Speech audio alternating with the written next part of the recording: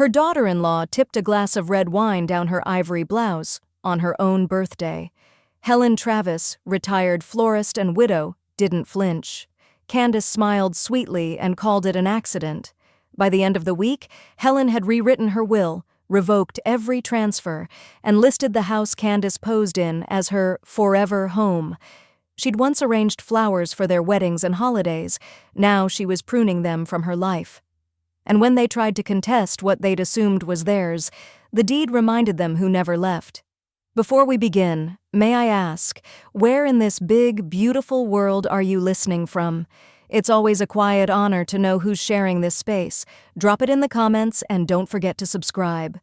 Candace's lips curled just a moment too long, her eyes holding mine with a glint that wasn't festive. I caught it in the half-second before the glass tilted and a sheet of Cabernet cascaded down the front of my ivory silk. I didn't flinch. The fabric darkened in a jagged bloom, blooming outward like a wound, soaking into decades of restraint and civility. Someone gasped behind me. Another muttered, "Oh no!" Candace's voice sliced through the hush, all honeyed faux regret. "Oh my God, Helen, I am so sorry. Total accident."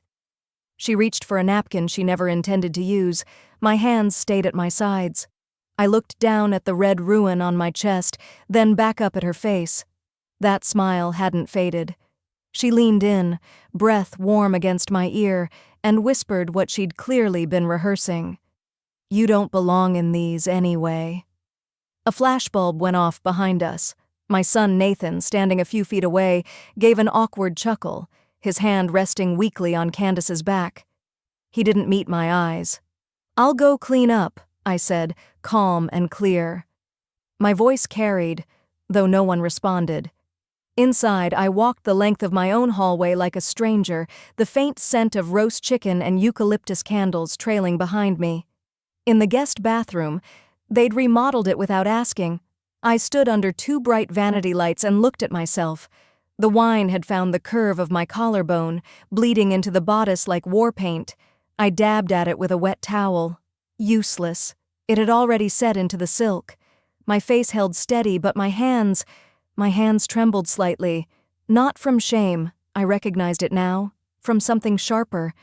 I thought of the dinner table outside, the laughter floating in through the open patio doors, the way Candace had taken over hosting duties 3 years ago and never given them back. How she'd gradually decided what traditions stayed and which were outdated. I looked at my reflection longer. The woman staring back at me wasn't embarrassed. She was calculating. The dress was ruined. The evening was not. I changed into a gray cardigan and slacks I'd kept folded in the linen closet. No one commented when I returned. Someone handed me a glass of seltzer as if nothing had happened. I took it, sat down at the far end of the table, and listened while Candace recounted the story of how she'd saved Thanksgiving last year. Nathan didn't look at me. Not once. After dessert, some sort of flourless chocolate torte Candace had likely outsourced, I kissed the top of my grandson's head, complimented the centerpiece, and thanked them all for a lovely evening. It wasn't rage that carried me home, it was clarity. Later that night, when the neighborhood had gone to sleep and the wine had dried into a ghost stain on the laundry room sink, I opened the safe in my study. The air inside was dry and faintly metallic. Birth certificates, stock documents, my wedding ring from Richard still in its velvet box. And beneath them, folded neatly in a blue folder, was the will I'd last updated 6 years ago. I pulled it out, set it on the mahogany desk, and ran my finger down the list of names. Candace Travis, listed under survivorship benefits, property rights, discretionary items. A mistake, one I was about to correct. The album link came in a group text the morning after my birthday. "Photos are up," Candace had typed, followed by 3 emojis, a camera, a champagne bottle, and a heart. I clicked it while my tea steeped, still wearing the cardigan I'd changed into after the spill. The screen lit up with high-resolution joy, smiling faces bathed in golden backyard light, laughter mid-freeze, the cake aglow with 75 candles. There was my grandson, Tommy, holding up a sparkler. Nathan had his arm around Candace. And I was nowhere. Every group shot, the ones I distinctly remembered posing for, had been trimmed like hedges around a garden she didn't want me in. Shoulders cropped, angles shifted, my figure ghosted at the edge of one frame like an accidental blur. One photo showed the toast, glasses raised mid-air. I remembered standing beside them. In the image, the framing was tighter. No space for me. Then I stopped on a photo of the house, glowing under a strand of Edison bulbs. It was captioned, "Our forever home. So lucky to build a life here." A low heat rose in my chest. Not rage, not quite. Something older and colder. The house wasn't hers to claim, not fully. I had written the check for the down payment 7 years ago when Nathan and Candace couldn't qualify for a decent mortgage. They had big dreams and empty accounts. I'd stepped in, and I had never stepped out. They had offered to put me on the paperwork out of respect. I'd insisted on it legally, not sentimentally. It wasn't a favor. I rose from my chair, ignoring the tea going cold beside me, and walked down the hall to the study. The scent of aged paper and old magnolia perfume, faint traces of my husband Richard's cologne still clinging to the curtains, met me as I unlocked the file cabinet. Second drawer, legal folder. A worn manila envelope with my maiden initials still penciled in the corner. I pulled out the property documents and laid them flat on the desk. Joint ownership, Helen A. Travis and Nathan R. Travis. Status, tenants in common. Division, 50-50 undivided interest. My name wasn't a footnote, it was engraved in the foundation of their forever. I sat in silence for a full minute, listening to the hum of the air vent, the distant whine of a lawnmower 2 houses over. Then I uncapped a pen. The smell of ink and paper rose, sharp and clean. I circled my name once, then again, not sloppily, not angrily, deliberately. In the margin, just above the signature line, I wrote 2 words in steady blue strokes, "Still mine." The house creaked softly, a timber groaned beneath the weight of early sun. I didn't look up. Let the house remember. Let them remember. Candace's smile in the family photos reminded me of mannequins in storefront windows, curated, glossy, and entirely hollow behind the eyes. I'd studied it the night before on my laptop, zooming in frame by frame, noticing how she always tilted her chin upward like she was daring the camera to blink first. She hadn't just posed, she had positioned herself in front of me, beside Nathan, centered in everything. That morning, I called Daniel Jarecki. His voice came through the speaker crisp and unfussed, just like the man himself. "Helen," he said, "it's been a while." "Too long," I replied, "but we have some house cleaning to do." By the time I stepped into his downtown office, the marine layer was still burning off over State Street. Daniel had already pulled my file.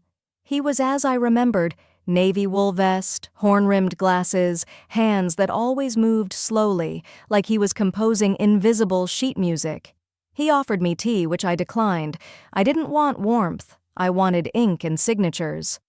"I reviewed the estate documents this morning," he said, tapping the folder gently. "It's all still valid, but you're listed as leaving Candace a number of survivorship items, the trust too." "I want her name gone," I said, "all of it. Anything with survivorship, anything with automatic transfer, anything she could use to claim what's not hers." Daniel leaned back, fingertips pressed together like he was steepling a chapel. "This kind of change, it'll raise flags. Especially if she's expecting to inherit. You know this will cause war." "Then I'll choose the terrain," I said, eyes level. "I'm not walking into hers." He nodded, slowly. "We'll need to redo the trust structure, redefine distribution, remove contingent clauses. I'll draw up the new will, revise your proxy assignments, and update the advance directive." I almost smiled. He moved like a conductor, calm, exacting, and deadly when required. "I'm also shifting the estate," I said, "to the Travis Memorial Fund, in Richard's name, a scholarship trust for local kids who want to work in horticulture." Daniel raised an eyebrow. "And Nathan?" "He gets a stipend, quarterly, modest." I paused. "Contingent on not challenging the will." "Smart." I reached into my purse and placed a flash drive on his desk. "This is the version of the family photo Candace posted everywhere." He plugged it in. There it was. Her grin, her earrings catching sunlight, my absence like a missing note in a familiar song. "I'd like to return the favor," I said. "Can your office print a 16 by 20 matte finish archival paper?" He gave me a look, a flicker of amusement underlined with strategy. Of course. The smile I gave him was the kind I hadn't used in years, thin and sharp enough to cut paper. They smiled with teeth, I thought again, but I always had the bite. Later that evening, I wrapped the print carefully in gold tissue and slid it into a box. The photo was identical to hers, except Candace had been cropped out with surgical precision, not blurred, not redacted, simply never there. Nathan stood beside a blank patch of grass. The composition still looked perfect. That was the most satisfying part. I scrawled the mailing label with care. Her name, her address, no note. Let the silence explain everything. In every holiday photo, they stood on the porch like monarchs claiming a throne, Candace with her hand on Nathan's chest, the front door open just enough to glimpse the marble foyer she insisted on installing. It had always bothered me, not the vanity, but the confidence. She posted that door like it was a birthright, like I hadn't held the keys first. The deed had lived in the third drawer of my desk for years, nestled among insurance documents and Richard's military discharge papers. I unfolded it now like a long-forgotten map, the paper soft with age but firm where it mattered. Grantees, Helen A. Travis and Nathan R. Travis tenancy, in common, recorded Santa Barbara County Recorder's Office, September 17, 2018. No transfer had ever been filed, no quitclaim signed. I had never relinquished my half, and they had never asked why. Maybe they thought time alone dissolved ownership. Maybe they thought I was too old to act. They misunderstood me. I traced my fingers over the notary stamp, the embossed seal still visible in the margin. The ink hadn't faded, neither had my memory of the moment I signed. Nathan's voice shaking as he promised they'd keep me in mind with any future decisions. He meant it then. I believed him then. Candace hadn't been at that closing.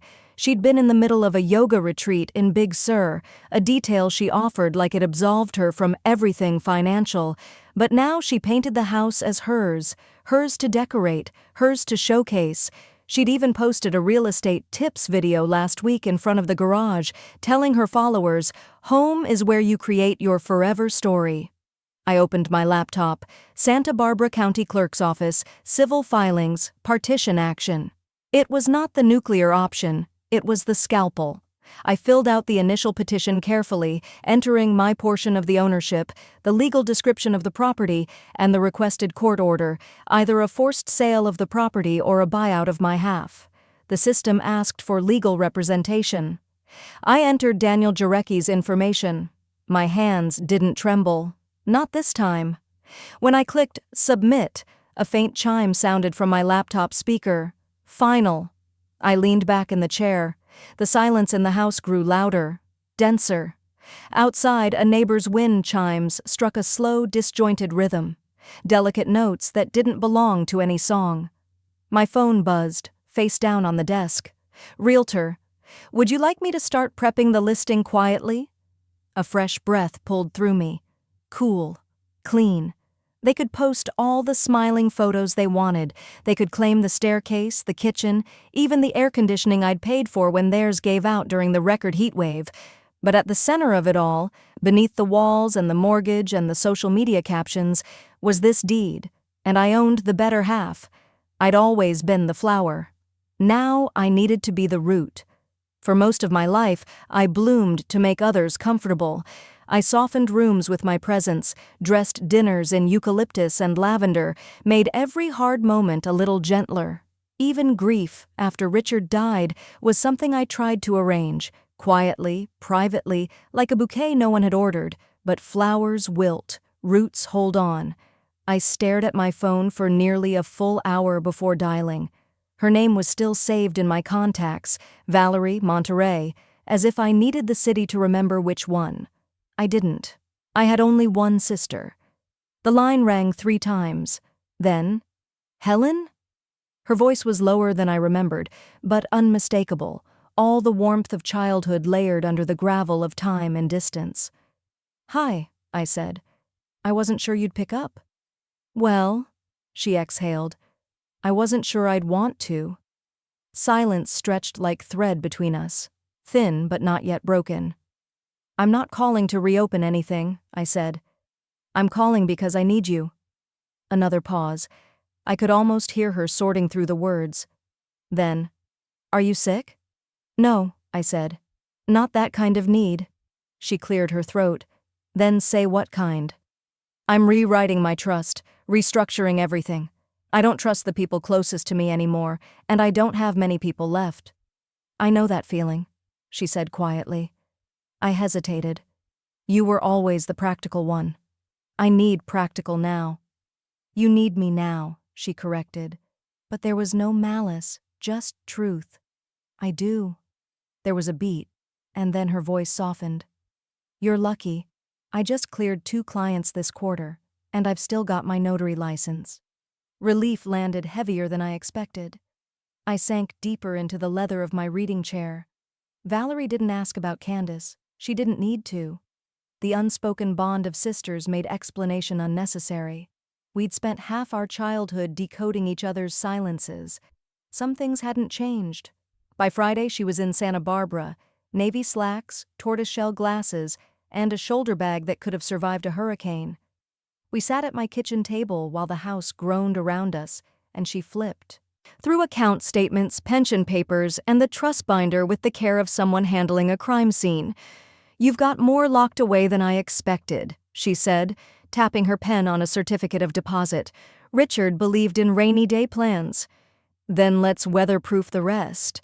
She pulled out a form I hadn't seen before.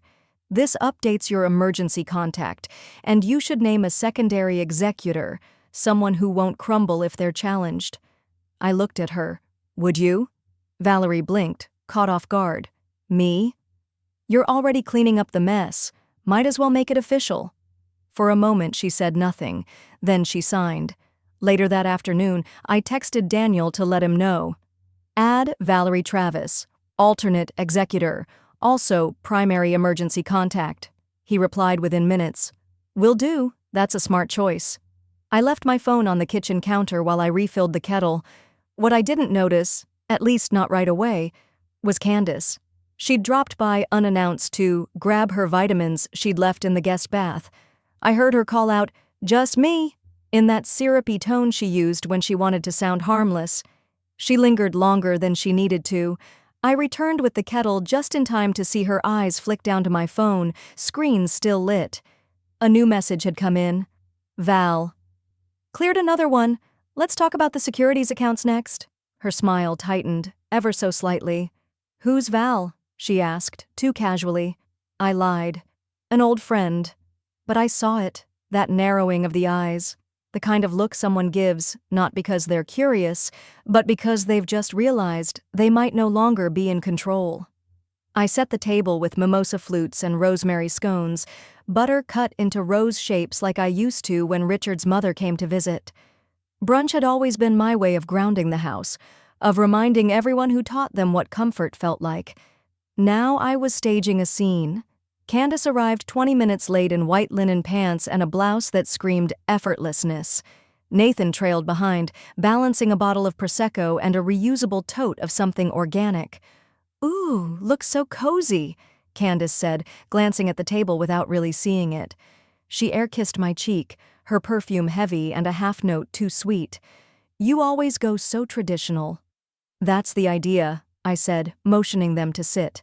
The sunlight spilled in from the bay windows, catching the dust motes in golden swirls. I watched her settle in like a homeowner surveying her domain. Elbow on the table, legs crossed high, sunglasses pushed up like a crown. "We've been thinking," she said as she forked into a quiche slice, "of painting the dining room a warmer tone. Maybe a terracotta? It's so colonial in here." I sipped my tea. "Is that right?" Nathan nodded eagerly. "We also want to knock down the half wall by the stairs, open things up, make it more contemporary. Once everything's officially ours, we'll make the changes." He said it with the same tone he used at 12 when he told me he was going to grow up and be an astronaut. Aspirational, deluded. Candace popped a grape into her mouth and chewed with slow triumph. "It's going to be such a transformation. Honestly, it still feels like your house. Which is sweet, of course, but a little museum-y, don't you think?" I smiled. That quiet, measured smile that had once calmed a funeral room, soothed a crying bride, and disarmed a dozen family feuds. It came from somewhere so practiced it didn't feel like effort. "Oh, I'm sure you'll modernize it beautifully," I said, my tone syrup smooth. "I imagine you'll be posting the transformation on Instagram?" Her eyes flicked toward mine. Obviously, people love before and afters. I folded my napkin and let silence hang just long enough to feel heavy, not awkward, just weighted, like a curtain being drawn before a reveal. Outside, a mockingbird cried from the fig tree.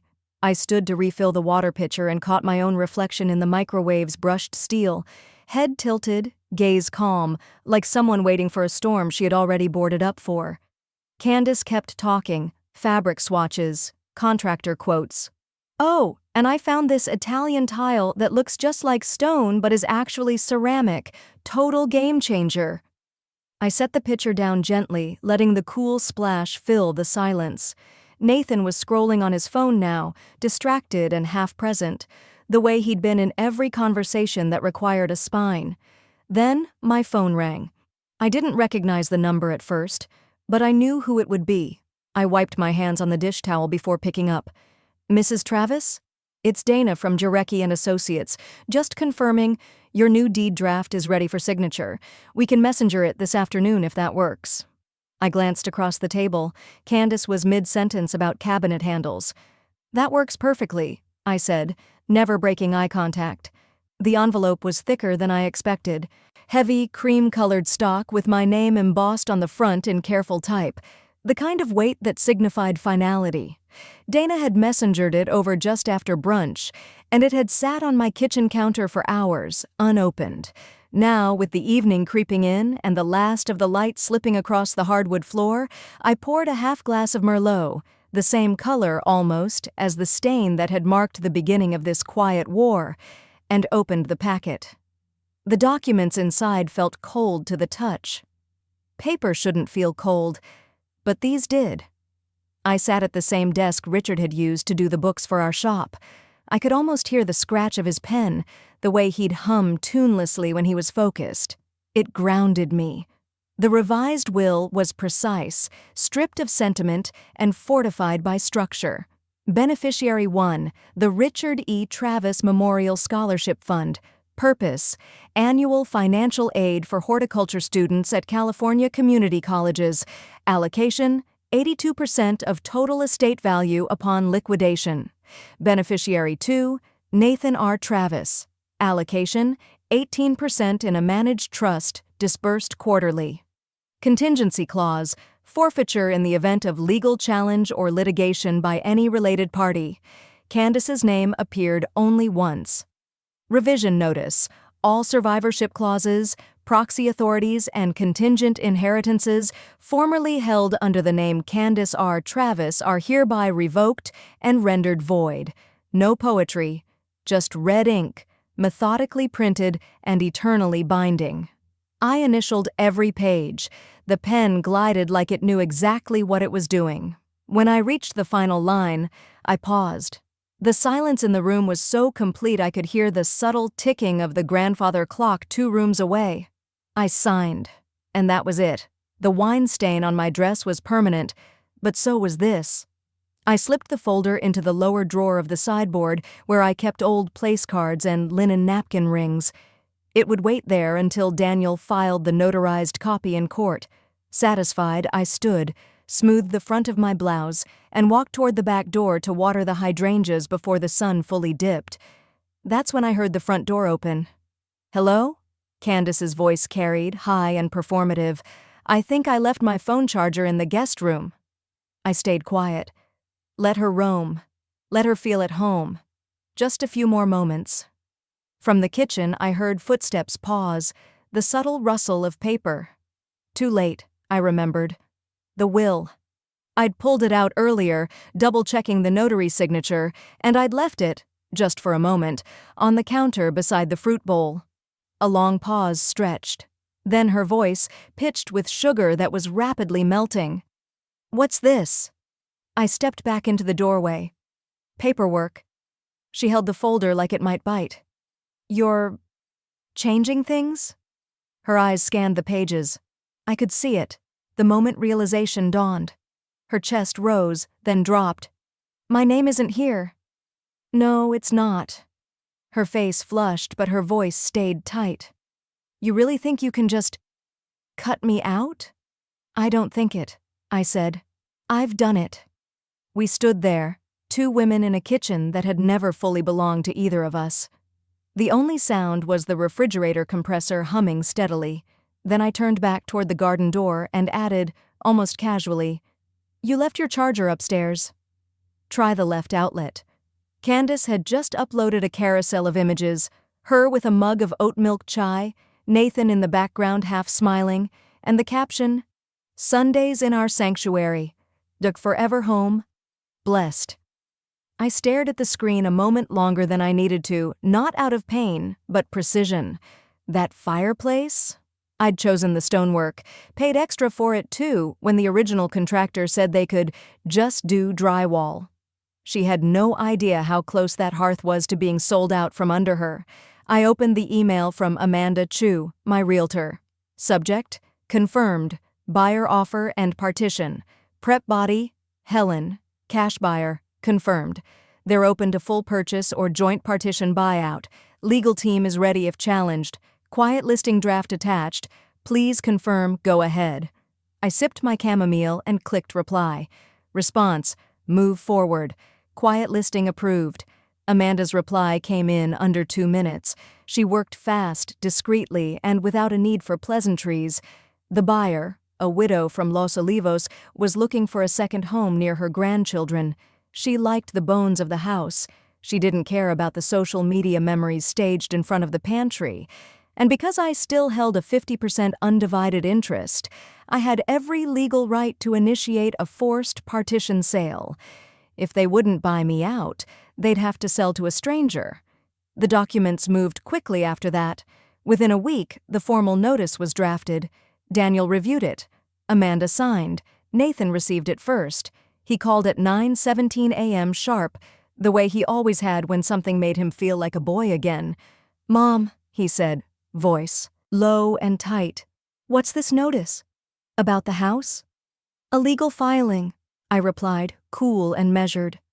"To separate what's mine from what you both assumed was yours." There was a long pause. "This is serious. You're talking about selling the house." "Only my half," I said, "unless you'd like to make an offer." A beat of stunned silence. I could hear Candace in the background asking who he was talking to. Then the line went dead.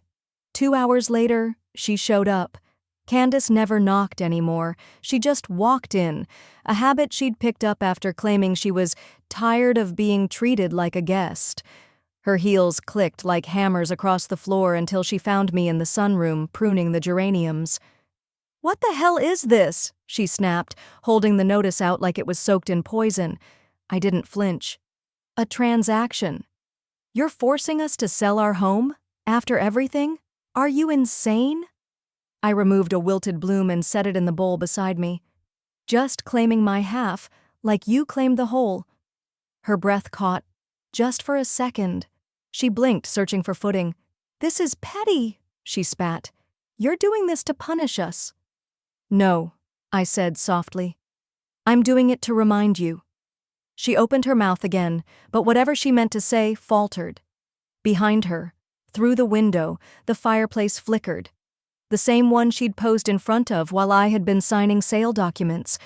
Candace had built her identity one filtered photo at a time. Brunches at the Biltmore, carefully angled family portraits, captions that sounded generous but always pointed back to her. When the house began slipping from her grasp, she didn't fight for it in court. She fought for it online. 3 days after she received the partition notice, she posted a carousel of vintage photos. Nathan as a boy, her holding Tommy on his first Christmas, a filtered image of me from 5 years ago holding a plate of deviled eggs. The caption read, "Some people forget the meaning of family, but we forgive. We move forward. We protect our peace. Chosen family. Grace over grudges." It was a shot across the bow. I didn't respond. Not publicly, not privately, but silence doesn't land softly on people like Candace. It scratches at their insides until they either scream or self-destruct. The next escalation came at the Sunday block gathering, a casual front yard cocktail hour hosted by the Bruners down the street. Everyone brought folding chairs, spritzers, and polite gossip. Candace arrived in a coral wrap dress and heels that didn't belong on grass. She floated around the neighbors like a wounded princess, all sighs and solemn nods, until someone made the mistake of asking how the renovations were going. "Ask her," she said too loudly, turning her wineglass toward me. "Apparently, she's selling our house out from under us." The chatter died. Half a dozen heads turned. I met her gaze, calm as a lake. "It's not your house, Candace. Not entirely." She barked a dry laugh. "Right. Technically, but morally? You're sabotaging your own family. I mean, who does that?"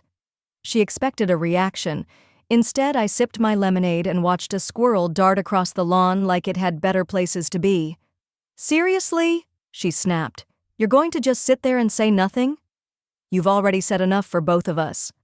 People began murmuring, shifting uncomfortably in their chairs. Her tone had slipped out of the realm of performative grievance and into something rawer. Then Nathan appeared, shoulders tight, eyes scanning the growing crowd. "Candace," he muttered, pulling her by the elbow. "Not here."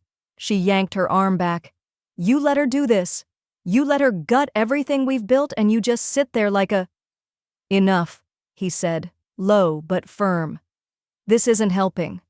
Her jaw worked furiously, but she held back. Barely. That night, she took to Facebook again. This time with a long post titled, "When Elders Become Enemies." She hinted at manipulation, betrayal, and family trauma, tagging vague quotes from forgiveness blogs. She deleted comments that didn't align with the victim narrative. She sent me 3 separate texts, one angry, one pleading, and one accusing me of emotional abuse. I responded to none. Instead, I watered the ferns, scheduled a showing for the buyer, and updated my medical directive to Valerie. The silence drove her mad. On the 5th day, Nathan came to see me. He didn't text first. He knocked, softly, the way he used to when he was 16 and had crashed the car. I opened the door but didn't step aside to invite him in. "Mom," he said, voice frayed at the edges, "please, don't ruin us." I studied him. Not the boy I raised, not the man Candace shaped, just a tired in-between who didn't know whose side he was standing on anymore. "I didn't ruin anything," I said, my voice quiet but unshakable. "She did." The house was quiet in that eerie way it gets when it knows it's being emptied. The light filtered through, the sheer curtains, dusty and golden, like an old photograph slowly developing. I moved from room to room with a soft cotton cloth in one hand, a cardboard box in the other. No rush, no sadness, just intention. I began in the hallway, the one Candace had once declared so outdated. I pulled down the frame of Richard and me on our anniversary trip to Carmel, his hand around my shoulders, my cheeks windblown and full of laughter. The guest room was next. A photo of Tommy as a toddler, asleep on my chest. That one went gently into the box. Then the upstairs landing. One of Nathan in high school. Braces, shaggy hair, holding up a track ribbon I still remembered him winning. I hesitated, but took it too. Each frame I removed left behind a rectangular shadow on the walls, the past, in negative. Downstairs, the mantel waited last. This was Candace's altar, her chosen backdrop for everything from birthday toasts to 4th of July live streams. She'd curated the display like a storefront, Gold frames, scented candles, and a small white ceramic bird she insisted was Scandinavian modern. I set the bird aside, and in its place, I centered the new photo. It was flawless. A clean, professionally retouched version of last Thanksgiving's family picture. Everyone smiling beneath the maple tree in the backyard. Everyone but her. Candace had been removed with surgical precision. No blurs, no jagged cuts. Just gone. The composition remained balanced, perhaps even more so. I placed it carefully on the mantel, adjusted the angle, then stepped back. It looked right. That night, they came by to talk. I had known they would. Candace walked in first, all clipped heels and thinly veiled outrage, Nathan trailing behind with the weary reluctance of someone who'd had this argument in the car on the way over. She barely made it to the living room before she froze. "What is that?" she hissed, eyes locked on the photo. I didn't answer. I wanted her to see it, really see it. She stepped forward, as if drawn. Her jaw slackened just a bit. Her hand twitched toward the frame, then pulled back. "You edited me out?" she whispered. "No," I said calmly. "I preserved the moment." Nathan glanced at me, then at the photo. He looked tired, older, smaller. Candace stared at the image as if it might rearrange itself to correct the insult. "This is petty," she snapped. "Insane, even. You think this makes you powerful?" I met her glare with silence. She grabbed the frame. For one suspended moment, I thought she might set it down carefully, a rare, civilized surrender. But no. She hurled it across the room. The glass shattered against the far wall in a burst of sound, a brutal, crystalline exhale. The photo tumbled to the floor, face down, the back cracked open like a spine. Nathan said nothing. I bent down slowly, picked up the remnants, and carried them to the kitchen trash without a word. Candace stood trembling, her fists clenched, eyes wet but defiant. "You're erasing me," she said. I looked at her, steady and clear. You did that yourself. The sharpest cuts don't come from words, they come from documents.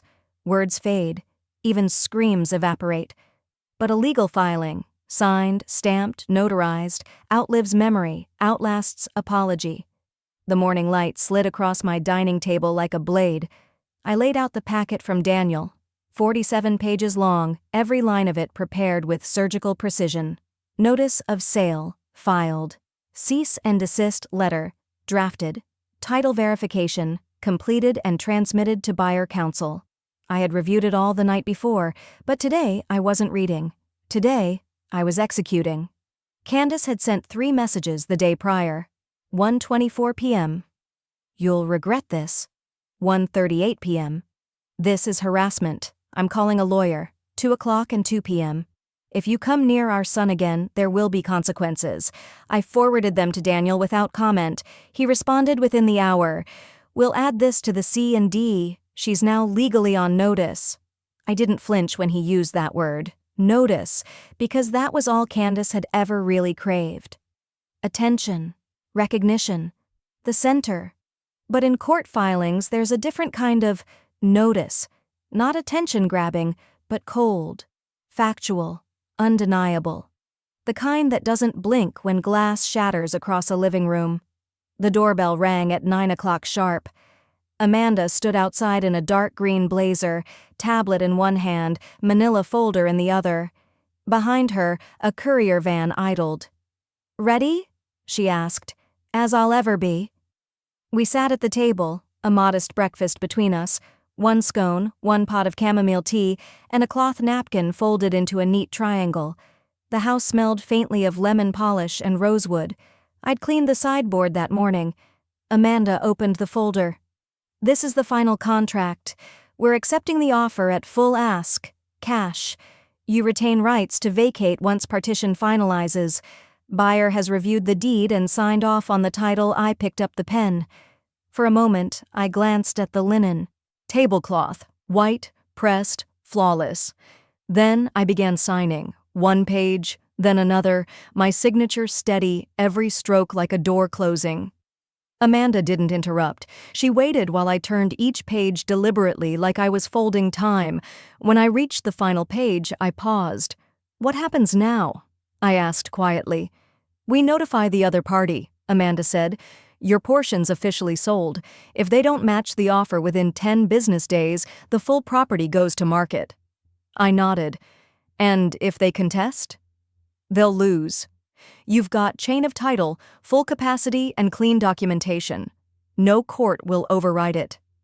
I signed the last page and set the pen down on the linen. There was no applause, no momentous soundtrack, just the soft tap of the tablet closing and the hum of the refrigerator in the background. Amanda slipped the signed forms into her bag. "You handled this with restraint, Helen, more than most would." "It wasn't restraint," I said, pouring myself another cup of tea. "It was strategy." She gave a small nod, then let herself out. I remained at the table, steam rising from my teacup in slow, deliberate coils. The signature still glistened slightly on the contract, drying like a fresh scar. Outside, a breeze shifted the branches of the fig tree, the same one where Candace had once insisted on hanging solar lanterns, to give the yard a whimsical vibe. Now it cast shade, long, quiet shade. Morning broke soft and gray, the sky draped in fog that rolled down from the Santa Ynez like a hush over the hills. The house was still, its usual creaks and sighs silenced, as if it too were holding its breath. I moved through each room with a steadiness that didn't feel rehearsed. It felt earned.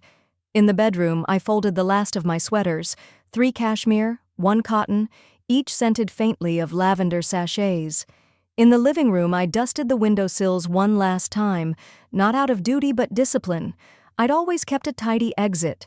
The moving van wasn't large, just enough for the pieces that mattered. The walnut writing desk Richard built me after our 10th anniversary, my mother's china, the antique mirror from the hallway, and the rocking chair where I'd once nursed Nathan in the quietest hours of night. Everything else? Let them keep it.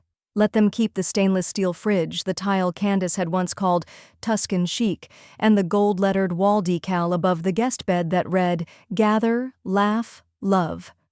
As I packed the last box, I placed a folded note on the marble island, just one sentence written in my neat florist's script, "Memories don't make something yours." The silence in the kitchen was almost reverent. I looked around one last time.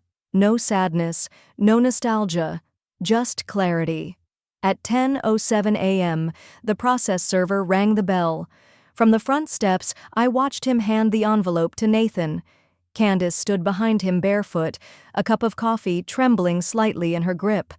Her hair was unbrushed. She wore one of Nathan's oversized t-shirts, a relic of the early pandemic era when relaxed still passed as endearing. "Transfer notice?" Nathan muttered, reading the top of the letter. "This is the closing confirmation?" The server nodded. "Full transfer executed as of 9 a.m. today. Title has changed hands. Buyer has right of entry by end of day." Candace's mouth opened, but nothing came out. I stood behind the moving van, watching it all like the final act of a play I'd outgrown. Then Candace stepped forward, saw me, and something inside her cracked. "You did this," she hissed. "You really did it." I didn't answer. "Where will you even go? You think this is a win?" Still, I said nothing. She screamed then, a raw, primal thing, not elegant, not theatrical. A guttural sound ripped from someplace she hadn't accessed before. She dropped to the porch, knees hitting the tile with a dull thud, and howled. Her coffee spilled beside her, pooling at the foot of the column. Nathan knelt to try and pull her up, but she batted him away with shaking hands. "You broke her," he said, turning to me. "Is that what you wanted?" I met his eyes with the calm I had waited years to reclaim. "No," I said. "She broke herself. I just stopped cleaning up after it." He stood still as I climbed into the passenger seat of the van. Amanda was driving. She didn't say a word as she shifted into gear and pulled away. I didn't look back. Not at the house. Not at the porch, not at the mess I'd finally left where it belonged. The gravel crunched beneath the van tires as we pulled into the narrow driveway. At the top of the slope sat a weathered white cottage with green shutters and a wraparound porch just wide enough for 2 rocking chairs. The hills around Monterey rose behind it like a protective wall. The front garden bloomed in soft defiance of the season, wild lavender, creeping rosemary, and a cluster of hydrangeas so blue they looked painted. Valerie stood on the porch, arms crossed, expression somewhere between triumph and relief. "Welcome home," she said simply. It wasn't large, it wasn't grand, it was enough. I stepped inside to the scent of cedar and lemon oil. Valerie had been busy, open windows, clean counters, a kettle already whistling from the stove. The walls were hung with framed botanical sketches, and in the corner of the sunroom sat a box labeled Helen's Keepsakes. "I saved what I thought mattered," she said. "The rest can rot with the old place." I smiled, a real one this time. "You kept the mirror." It made the room taller. We unpacked slowly, without rush or silence. Our words were easy, unhurried. She didn't ask about Candace or Nathan, and I didn't offer. It was understood. This was a season of after. The next morning, I drove to the Pacific Hills Botanical Garden, a 10-minute curve through pines and fog. A retired woman named Iris walked me through the greenhouse, pointing out sections of orchids, air plants, and temperamental roses that refused to bloom until they were spoken to gently. "We take in rescues, too," Iris said, rubbing a soft leaf between her fingers. "Plants from old estates, abandoned rentals, root-shocked and neglected. They don't trust easy, but they come back." I nodded. "I know the type?" She handed me a pair of gardening gloves and pointed to the compost beds. I spent the next hour loosening soil and repotting ferns that had grown in the wrong shape, curling toward light that had never stayed long enough. It felt like prayer. That evening, I unzipped a garment bag I hadn't touched since the night everything shifted, the silk ivory dress, still ghosted by the faint memory of wine. I held it up to the light. It shimmered, unbothered by the past. I called the Women's Haven the next morning. "I'd like to donate a dress," I said. "Silent auction, fundraiser, whatever helps." "Condition?" the woman on the phone asked. "Worn once," I said. "Stained deliberately, cleaned deliberately, resilient." She paused, then chuckled. "Sounds like our kind of story." When I delivered it, I folded it with care and tucked a note inside the box. "No matter how they mark you, you are not theirs to keep." The volunteer smiled as she carried it away. By the end of the week, I'd fallen into a rhythm: coffee at sunrise, garden shifts mid-morning, a book and tea on the porch by 4. Valerie joined me most afternoons. We didn't talk revenge or repair, just weather and memory. I began sleeping through the night, but peace doesn't always stay unshaken. It was a Thursday when the message came through. I was watering the windowsill basil when my phone buzzed. Unknown number. The text was simple: "We're contesting the will." I stared at the screen, thumb hovering above the reply, then set the phone down without responding. From the porch, Valerie called in, "Everything all right?" I wiped my hands on my apron and called back, "Just a weed trying to grow where it shouldn't." The notice came in a manila envelope, delivered by certified mail 2 days after the text. It was official. Candace, on Nathan's behalf, had filed to contest the will and trust restructuring.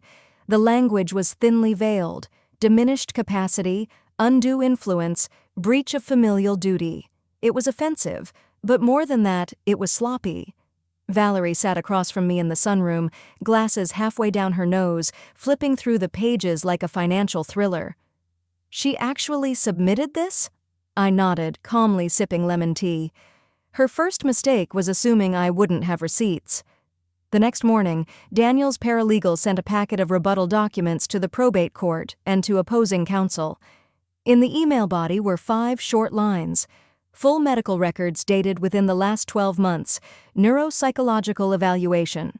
Within normal limits, witness affidavits from 2 professionals present at will signing time-stamped estate updates logged in secure record audio file, client instructions, dated, archived. I'd always believed in pruning before rot could spread. Within 72 hours, their challenge crumbled. The court denied Candace's motion to proceed with discovery. The judge, a woman named Rivera with no patience for theatrics, issued a clear statement. There is no evidence to suggest Ms. Helen Travis was not of sound mind, nor that she was unduly influenced. The filings demonstrate clarity, legal independence, and foresight.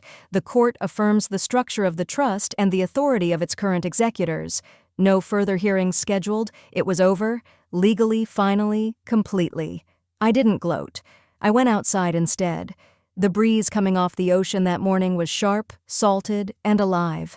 The garden rustled as if nodding in approval. I trimmed back the geraniums while Valerie took a call on the porch, laughing at something her daughter had texted. Peace didn't announce itself in grand gestures, it came in these moments. A stillness earned, not gifted. That evening, as the sun draped the hills in gold, I checked my email out of habit. One unread message. From Nathan. Subject: I should have called. Time: 5:42 p.m.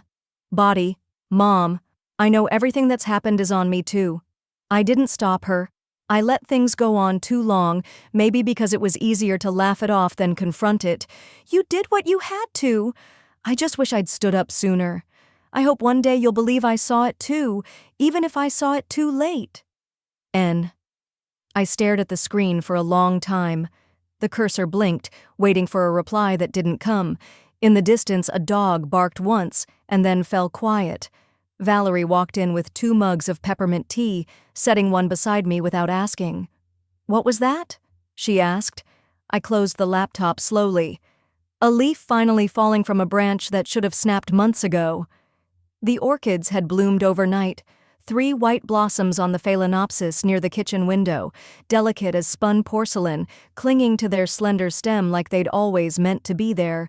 I stepped barefoot into the garden just after sunrise, the Monterey fog still clinging to the earth in soft fingers. The air smelled of wet stone, rosemary, and something sweeter, maybe jasmine. Each breath was clean, untangled. I followed the familiar path around the cottage, fingers brushing against leaves as I passed, the dew kissing my skin. Every plant here had been replanted from somewhere else, torn from cramped plots, repotted, trimmed back, given room, just like me. There had been no calls from Nathan since the email, no late-night apologies, no pleading. I didn't expect any. His silence, for once, wasn't cruelty. It was consequence. I thought I might feel bitterness, but in truth, I felt weightless. At the edge of the yard stood the small greenhouse Iris had helped me rebuild with leftover panels from the botanical garden. Inside, a collection of succulents and ferns flourished under soft grow lights. A single sunflower pressed itself eagerly against the glass, searching for sun. I opened the door and let in the morning. Later that afternoon, Valerie drove us into town. The community center's lot was full. More cars than I expected, people spilling out onto the sidewalk with cupcakes and pamphlets and kids dragging balloons behind them. Inside, they'd hung a white banner across the second-floor gallery entrance. It read, "The Helen A. Travis Reading Room." In honor of roots tended, voices nurtured, and silence turned into sanctuary. The walls had been painted a soft sage, shelves lined with children's books, local memoirs, and poetry by women who knew how to survive quietly filled the space. A rocking chair, identical to mine, sat in the corner beside a lamp shaped like a tulip. Valerie squeezed my hand. They got it right. I nodded, blinking once. They really did. A little girl in pink sneakers sat cross-legged by the window, flipping through a picture book about a girl who planted a garden in the middle of a city. She looked up at me, then went right back to reading. She didn't know me. She didn't have to. It was never about recognition. It was about reclamation.